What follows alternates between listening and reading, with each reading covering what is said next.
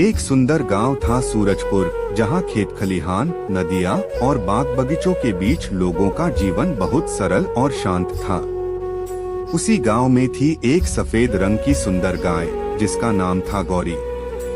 वो पूरे गांव की लाडली थी। उसकी चाल में ठाठ था और स्वभाव में ममता। गौरी को गांव के बच्चे गौ माता कहते थे और हर कोई उसके लिए घास और गुड़ लाता था। उसका मालिक रामू किसान उसे बेटी की तरह मानता था। एक दिन गौरी ने एक सुंदर नन्हे से बछड़े को जन्म दिया, गोपाल। पूरा गांव खुशियों से झूम उठा। बच्चे ने पहली बार आंखें खोली तो सबसे पहले उसने माँ की आंखों में झांका। गौरी और गोपाल के बीच का रिश्ता दिन ब दिन मजबूत होता गया। गोपाल अपनी माँ के बिना एक पल भी नहीं रह सकता था। वो माँ की पूंछ पकड़कर चलता और जब कभी गिरता, गौरी उसे चाटकर उठाती। गांव वाले इस प्रेम को देखकर भावुक हो जाते। गोपाल धीरे धीरे बड़ा हो रहा था। वो उछलता कूदता, खेतों में भागता और माँ की पीठ पर चढ़ने की कोशिश करता।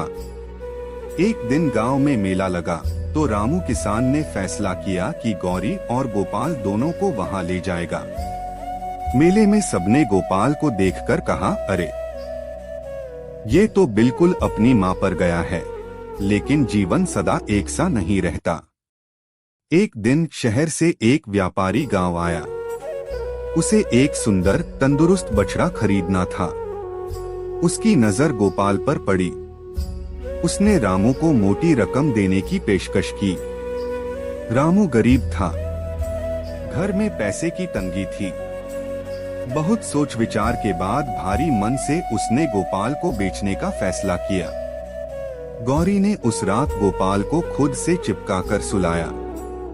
अगले दिन सुबह जैसे ही व्यापारी उसे ले जाने आया, गौरी जोर जोर से रंभाने लगी। उसने व्यापारी को अपने सींगों से डराने की कोशिश की, लेकिन कोई फायदा नहीं हुआ। गोपाल भी माँ को छोड़ना नहीं चाहता था। उसकी आंखों से आंसू बह रहे थे, पर व्यापारी उसे खींच कर ले गया। गौरी उस दिन से कुछ खाती नहीं थी, बस वहीं खड़ी रंभाती रहती थी।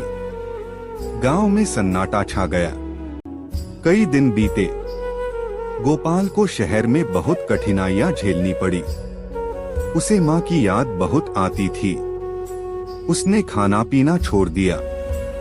उधर गौरी भी बीमार पड़ गई। डॉक्टर ने कहा, इसका दिल टूटा है। इसे सिर्फ उसका बछड़ा ही ठीक कर सकता है।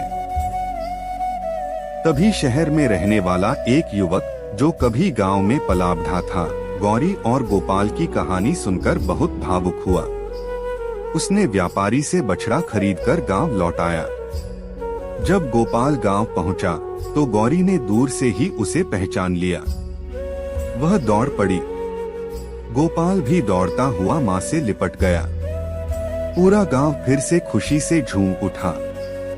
रामू की आंखों में भी आंसू थे। उसने प्रण किया कि अब वह कभी भी अपनी परिवार की सदस्य को किसी मजबूरी में भी नहीं बेचेगा।